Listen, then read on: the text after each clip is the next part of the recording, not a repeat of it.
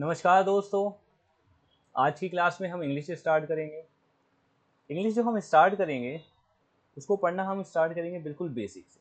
जो भी टॉपिक पढ़ेंगे बिल्कुल बेसिक से उसको पढ़ेंगे, स्टार्ट करेंगे इंग्लिश और उसको ले जाएंगे हम कहाँ तक, एडवांस लेवल तक ले जाएंगे धीरे। आपको पता भी नहीं लगेगा आप कब बेसिक से एडवांस पहुँच गए और आप प्रो हो जाओगे धीरे धीरे। ठीक है, तो बेसिक एडवांस जब हम करेंगे तो हम देखते हैं कि हमारा ये कौन से एग्ज़ाम, हम जो इंग्लिश पढ़ेंगे कौन से एग्ज़ाम के लिए जो अप्रोच रहेगी हमारी, कौन से एग्ज़ाम्स के लिए। तो दोस्तों, ये जो हमारी अप्रोच रहेगी सभी कॉम्पिटिटिव एग्ज़ाम्स के लिए रहेगी। जितने भी आप एग्ज़ाम देते हैं ये इंग्लिश ऑलमोस्ट सभी एग्ज़ाम में आता है, और जिस भी एग्ज़ाम में आता है आपको ये सब में हेल्प करेगा। तो इंग्लिश में हम पहले देख लेते हैं, एक व्यू ले लेते हैं कि इंग्लिश में हमें पढ़ना क्या क्या है। एक व्यू बनाते हैं इंग्लिश का। जो तीन हमारी पिलर्स हैं इंग्लिश जिससे बनती है, जिससे एग्जाम में पूछी जाती है, वो क्या क्या है। ग्रामर है, सेकंड होता है हमारा vocab, the last one is comprehension.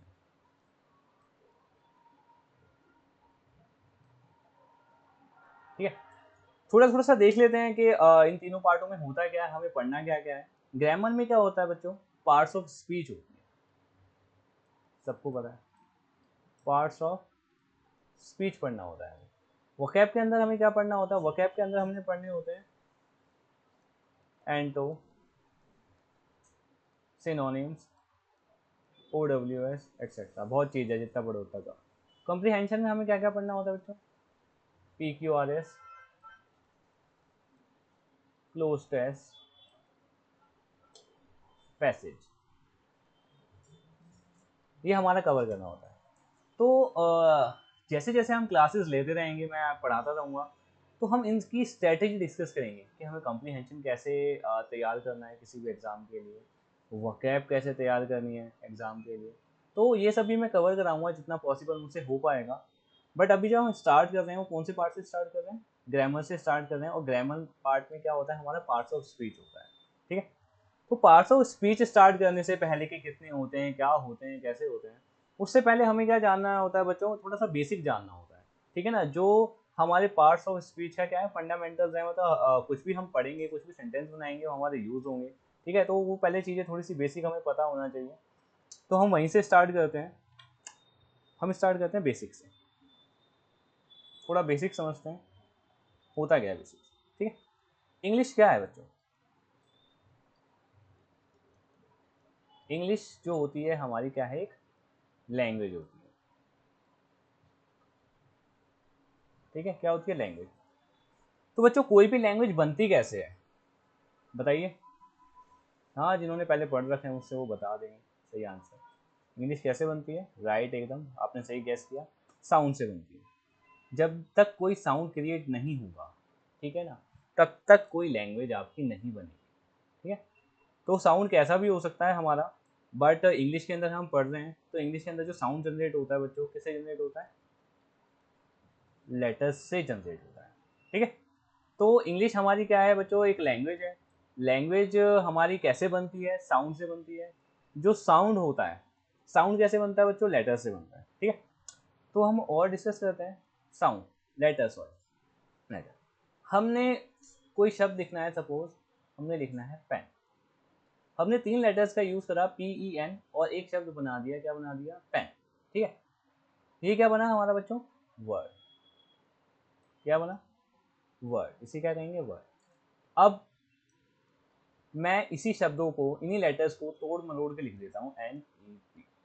अब बच्चों क्या आप इसे वर्ड कहोगे, कुछ बच्चे कहेंगे हाँ कहेंगे, कुछ बच्चे कहेंगे ना। तो ना, इसका आंसर क्या है बच्चों, ना। अब इसको वर्ड हम क्यों नहीं कहेंगे, देखिए वर्ड का मतलब क्या होता है, जब हम लेटर्स को ऐसे अरेंजमेंट करें। ठीक है ना, कैसे अरेंजमेंट, अभी चलो मैं इसकी वो लिख दूंगा, डेफिनेशन लिख दूंगा। तो लेटर्स को हम ऐसे अरेंज करें कि उसका कुछ मीनिंगफुल वो बने। तो ये जो पेन है, सॉरी, लेटर्स को जब हम अरेंज करेंगे तो एक वर्ड बना पेन, जिसका एक क्या होता है, मीनिंगफुल सेंस होता है। मगर जब इन लेटर्स को हमने अरेंज करा, ऐसे अरेंज करा कि जब कोई हमारा मीनिंग नहीं समझ के आ रहा तो उसको हम वर्ड नहीं कहेंगे। तो जब बच्चों बहुत सारे वर्ड्स मिल जाते हैं आपस में, हम जब बोलते हैं तो क्या बना देते हैं, वो एक लैंग्वेज बना देते हैं। ठीक है, तो मोटा मोटी हमारा तैयार हुआ, हमने क्या क्या देखा कि वर्ड क्या होता है। वर्ड की डेफिनेशन हम देख लेते हैं। वर्ड की डेफिनेशन क्या होती है? मीनिंगफुल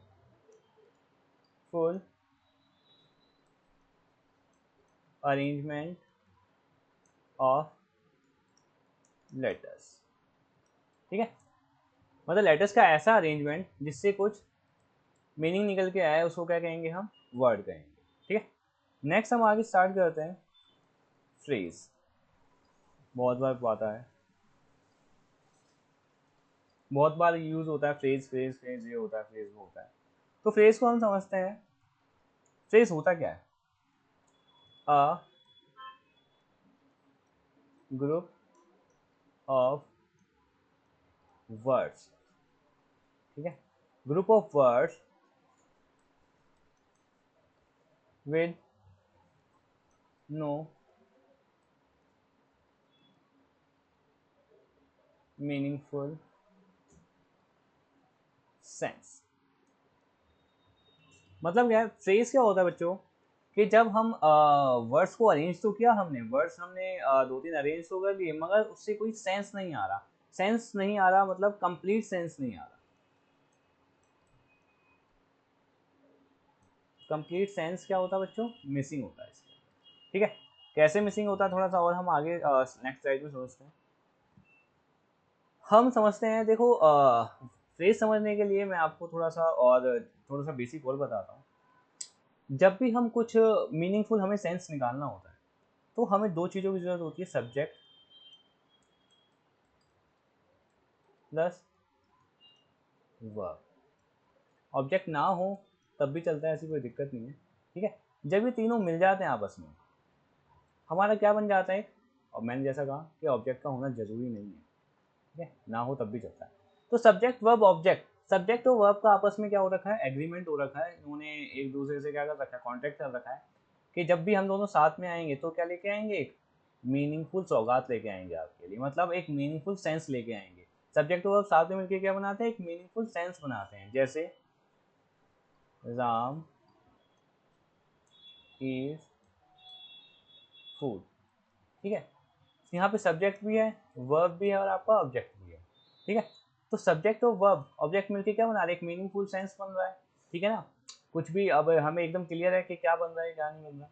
बट हम जब फ्रेज के अंदर आते हैं, इसी से हम फ्रेज को समझते हैं। इसी को हम फ्रेज को समझने की कोशिश करें। जैसे मैंने लिखा इन द फील्ड, जैसे बच्चों मैंने लिखा इन द फील्ड, यहाँ पे देखो ना तो सब्जेक्ट दिखेगा आपको और ना ही वर्ब दिखेगा। तो यही रीज़न है कि जो फ्रेज होते हैं वो आपको एक मीनिंगफुल सेंस नहीं दे पाते। मीनिंगफुल सेंस आपको नहीं दे पाएंगे। ठीक है, तो फ्रेज हमारा क्या होता है? ग्रुप ऑफ वर्ड्स तो दिख गया हमें, इन भी लिखा है, दा भी लिखा है, फील्ड भी लिखा है। ठीक है, ये सारे क्या है? वर्ड्स हैं। मगर जब इनको हमने एक साथ लिखा तो एक मीनिंगफुल सेंस हमें नहीं दे पाएगी। ठीक है, एक और लिखते हैं हम। जैसे हम पढ़ते हैं, बहुत पढ़ते हैं, एट सिक्सेस एंड सेवन। ठीक है ना, इसको समझने से पहले हम देखते हैं, आप लोग पढ़ते हो idiom and phrases. Idiom phrases पढ़ते हैं, तो जो बेटा फ्रेजेस यहाँ होते हैं वो सेम ही होते हैं ये फ्रेजेस। ठीक है, इनका जो मतलब होता है ना, शाब्दिक नहीं होता। शाब्दिक मतलब जो लिखा है, इनका मतलब वो नहीं होगा। इनका मतलब कुछ और ही निकल के आता है। एट सिक्सेस एंड सेवन का मतलब ये नहीं कि 7 बजे और 8 बजे या 6 बजे 7 बजे या 6 और 7, ऐसा कुछ नहीं है। एट सिक्सेस एंड सेवन का मतलब क्या होता है? कन्फ्यूजन। ठीक है, जैसा लिखा है वैसा बिल्कुल भी नहीं है। ठीक है, तो ये होते हैं हमारे फ्रेज। ठीक है, तो हमने देखा, हमने क्या क्या समझा कि सब्जेक्ट वर्ब और ऑब्जेक्ट जब तीनों आपस में मिलेंगे, जरूरी नहीं है वर्ब, तो एक कंप्लीट मीनिंगफुल सेंस बन के आएगी हमारे पास। राम एट फूड, उसका एग्जाम्पल देखा। फिर हमने समझा फ्रेज। फ्रेज कैसे होते हैं? ग्रुप ऑफ वर्ड्स होते हैं, जो हमने अभी लास्ट टाइम में देखा। फ्रेज क्या होता है? ग्रुप ऑफ वर्ड्स होते हैं बट उसके अंदर मीनिंगफुल सेंस नहीं होती, कंप्लीट सेंस नहीं आती। ठीक है, फ्रेज का हमने एग्जाम्पल देखा, इन द फील्ड लिखा हुआ है। इन द फील्ड के अंदर हमारा मीनिंगफुल सेंस नहीं आ रहा, सब्जेक्ट और वर्ब भी नहीं है। एट सिक्सेस एंड सेवन हमने देखा, जिसका शाब्दिक अर्थ कुछ और निकल के आता है। ठीक है, तो नेक्स्ट स्लाइड पे चलते हैं। नेक्स्ट टॉपिक पढ़ेंगे क्लॉज। क्लॉज क्लॉज हम देखेंगे तो क्या होता है, ऐसे ग्रुप ऑफ वर्ड्स होते हैं जिसके अंदर सॉरी ऐसे ग्रुप ऑफ वर्ड्स होते हैं जिनकी आपको मीनिंग आएगी भी और हो सकता है मीनिंग ना भी आए। ठीक है, मतलब ये जो होते हैं हमारे क्लॉजेज होते हैं, जब भी मीनिंगफुल सेंस हमारा देंगे, ठीक है, तो उसे कहते हैं इंडिपेंडेंट क्लॉज।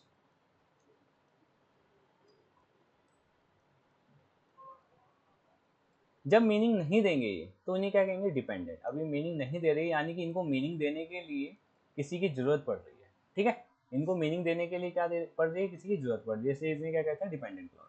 तो ग्रुप ऑफ वर्ड्स हमारे कौन से, मतलब क्लॉज जो होगा हमारा, इसमें सब्जेक्ट भी होगा और वर्ब भी होगा।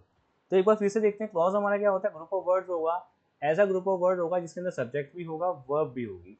हमारा हो सकता है कभी मीनिंगफुल सेंस बने और एग्जैक्ट मीनिंगफुल सेंस ना भी बने। ठीक है, जब मीनिंगफुल सेंस बनेगी तो उसे क्या कहेंगे, हम इंडिपेंडेंट क्लॉज कहेंगे। और जब मीनिंगफुल सेंस नहीं बनेगी, यानी कि इसको किसी और के सहारे की जरूरत है, ठीक है, कंधे की जरूरत है इसको, तो उसे क्या कहेंगे, हम डिपेंडेंट क्लॉज कहेंगे। इसके कुछ एग्जाम्पल लिख लेते हैं हम। आई will call you when I reach home. ठीक है, इसको हम देखते हैं। आई आई हमारा क्या है, सब्जेक्ट है, विल क्या है, वर्ब है, कॉल यू, ठीक है ना, ये क्या है, हमारा ऑब्जेक्ट है। तो सब्जेक्ट वर्ब ऑब्जेक्ट मिला, आई विल कॉल यू। आपको क्या है, मीनिंग मिल रही है, मीनिंग आपको मिल रही है, तो यानी कि ये कैसा क्लॉज हो गया, इंडिपेंडेंट क्लॉज। अब व्हेन हमारा हटा दिए यहाँ से, आई आई क्या है, सब्जेक्ट है, वर्ब है, होम है, होम क्या है, वेयर नहीं, ये ऑब्जेक्ट नहीं, ठीक है, बाद में डिस्कस करेंगे क्या है। तो सब्जेक्ट और वर्ब हमारा यहाँ पे है। अब सब्जेक्ट और वर्ब है तो आई रीच होम, ठीक है। अब आई रीच होम हमारा यहाँ पे बन रहा है। अब चलो दोस्तों बता देता हूँ मैंने इसको ऑब्जेक्ट क्यों नहीं माना है, ठीक है। आप सोचोगे कि इसको ऑब्जेक्ट क्यों नहीं माना भैया ने, अभी चलो नेक्स्ट नेक्स्ट स्लाइड में आपको थोड़ा सा क्लियर करूँगा इसको ऑब्जेक्ट क्यों नहीं माना है, ठीक है। और आप मुझे बताना कमेंट्स में कि ये होम यहाँ पे क्या है, ऑब्जेक्ट नहीं है तो क्या है यहाँ पे, ठीक है। वेट करूँगा मैं, सही आंसर वालों को मिलेगा मेरी तरफ से एक ठेंगा। तो कुछ नहीं, अच्छा होगा अगर आप सही आंसर देंगे तो मोटिवेशन मिलेगी कि आप लोगों को थोड़ा सा पता है, ठीक है। तो आई रीच होम सब्जेक्ट, अब आई रीच होम क्या है, एक सब्जेक्ट वर्ब साथ में बने हुए हैं, मगर एक कंप्लीट सेंस हमारी नहीं आ रही। आई रीच होम क्या है, यहाँ पे आई विल कॉल यू एकदम मीनिंगफुल सेंस निकल के आ रहा है, तो ये इंडिपेंडेंट क्लॉज है। और आई रीच होम, यहाँ से आई जैसे घर पहुँचता हूँ तो नहीं, इसको ही सेंस बन रहा, तो ये कैसा क्लॉज है हमारा, डिपेंडेंट क्लॉज है। एक और एग्जांपल देखते हैं।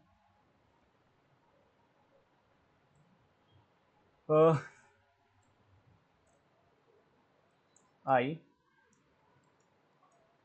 गेस दैट शी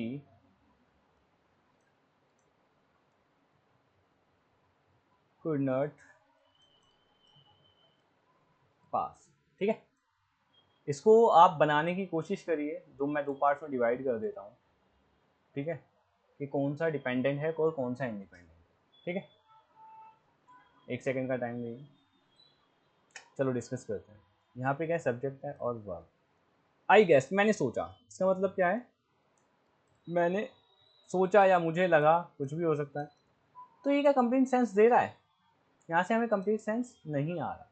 जब कंप्लीट सेंस नहीं आ रहा तो ये क्या बनेगा हमारा, डिपेंडेंट क्लॉज बनेगा। शी गुड नॉट पास, वो पास नहीं हो सकी या नहीं हो सकती थी, तो ये हमें क्या दे रखा है, एक कंप्लीट सेंस दे रहा है। कंप्लीट सेंस दे रहा है तो यानी कि ये कैसा है, इंडिपेंडेंट, ठीक है। तो किसी भी एक सेंटेंस के अंदर, ठीक है, डिपेंडेंट को इंडिपेंडेंट की जरूरत पड़ती है अपना एक पूरा मीनिंग बताने के लिए, ठीक है। अब स्टार्ट करते हैं लास्ट टॉपिक आज का, सेंटेंस। तो बच्चों सेंटेंस क्या होता है, अब तक तो आपको क्लियर हो गया होगा सेंटेंस क्या होता है। जब भी सब्जेक्ट वर्ब ऑब्जेक्ट तीनों आपस में मिल जाते हैं, ठीक है, और एक हमें मीनिंग निकल के आती है, क्या निकल के आती है, मीनिंगफुल सेंस निकल के आती है, तो उसे क्या कहते हैं बच्चों, सेंटेंस कहते हैं हमारा। तो सेंटेंस का एग्जांपल कुछ भी हो सकता है, आई लव क्रिकेट, ठीक है, तो मुझे क्रिकेट बहुत पसंद है जैसे कि, तो वही मैंने एग्जांपल लिख दिया। आई क्या है हमारा यहाँ पे, सब्जेक्ट है, लव क्या है यहाँ पे, वर्ब है, और क्रिकेट क्या है बच्चों यहाँ पे, ऑब्जेक्ट है, ठीक है। तो यहाँ पे सब्जेक्ट वर्ब ऑब्जेक्ट ये मिला और एक कंप्लीट सेंस निकल के आई कि आई लव क्रिकेट, मुझे क्रिकेट से प्यार है, इसे क्या कहते हैं, सेंटेंस, ठीक है। तो एक बार क्विक रिवीजन देख लेते हैं कि हमने आज की क्लास में क्या क्या पढ़ा। पहले हमने देखा कि हाँ, जो हम इंग्लिश स्टार्ट करेंगे कहाँ से स्टार्ट करेंगे, बेसिक से स्टार्ट करेंगे, एडवांस तक जाएंगे। हमारे सारे कम्पिटिटिव एग्जाम में हमारे कवर होने वाला है। इंग्लिश के पार्ट्स क्या क्या होने वाले हैं, क्या क्या होते हैं, ग्रामर होता है, वोकैब होती है, कॉम्प्रीहेंशन होता है। हम जो कवर करेंगे क्या करेंगे, पार्ट्स ऑफ स्पीच कवर करेंगे, वोकैब वोकैब हम धीरे धीरे करेंगे, कोशिश करूंगा मैं कराने की आपको, कॉम्प्रीहेंशन की स्ट्रैटेजी बताऊंगा, तरीके बताएंगे कैसे करेंगे। फिर हमने बेसिक से स्टार्ट करा बच्चों, इंग्लिश क्या होती है, इंग्लिश हमारी लैंग्वेज है, लैंग्वेज कोई भी कैसे बनती है, साउंड से, साउंड बनाने के लिए हमें लेटर्स की जरूरत पड़ती है, ठीक है। इन लेटर्स को जब हम एक अरेंजमेंट, प्रॉपर अरेंजमेंट में लिखें तभी वो क्या बनता है, वर्ड। जब बहुत सारे वर्ड बन जाते हैं तो सेंटेंस यानी कि लैंग्वेज बन जाती है, ठीक है। बट वर्ड ऐसा नहीं है कि लेटर्स को जैसे भी अरेंज कर दिया तो वर्ड बन जाएगा ना, ठीक है। तो वर्ड हो गया meaningful arrangement letter. Phrase, phrase क्या होता है, ग्रुप ऑफ वर्ड्स, बट इसके अंदर सेंस नहीं आती। आगे चलते हैं, फ्रेज। फ्रेज में क्या होता है, जैसे मैंने लिखा इन द फील्ड, सब्जेक्ट भी नहीं है वर्ब भी नहीं है, ठीक है। तो सब्जेक्ट तो वर्ब होने का एक सेंस निकालने के लिए सब्जेक्ट वर्ब का होना बहुत जरूरी होता है। इन द फील्ड में सब्जेक्ट तो वर्ब नहीं है तो मीनिंगफुल सेंस नहीं आएगी। दूसरा फ्रेज कैसा होता है, 6 एंड 7 लिखा कुछ है, मीनिंग कुछ और होगा, ठीक है। 6 एंड 7 का मतलब ये नहीं 6 और 7 बजे, नहीं, इसका मतलब होता है कंफ्यूजन। नेक्स्ट पढ़ते हैं, क्लॉज। क्लॉज में हमने क्या देखा, group of words. Group of words में क्या होगा, मीनिंगफुल सेंस भी हो सकती है और मीनिंगफुल सेंस नहीं भी हो सकती। जब मीनिंगफुल सेंस होगी तो उसे कहेंगे इंडिपेंडेंट, जब नहीं होगी तो क्या कहेंगे, उसे डिपेंडेंट, कंधे की जरूरत है इसको, ठीक है। इसके एग्जांपल देखें, I will call you when you reach home. तो I will call you subject verb object है, मीनिंगफुल सेंस आ रही है, आई रीच होम एक सेंस नहीं आ रही तो ये डिपेंडेंट है, ठीक है। फिर हमने लास्ट में देखा सेंटेंस क्या होता है हमारा, सेंटेंस हमारा सब्जेक्ट वर्ब ऑब्जेक्ट एक मीनिंगफुल सेंस आपको देगा, ठीक है। I love cricket. तो दोस्तों थैंक यू देखने के लिए, नेक्स्ट वीडियो में हम जल्दी ही मिलते हैं, बाय बाय।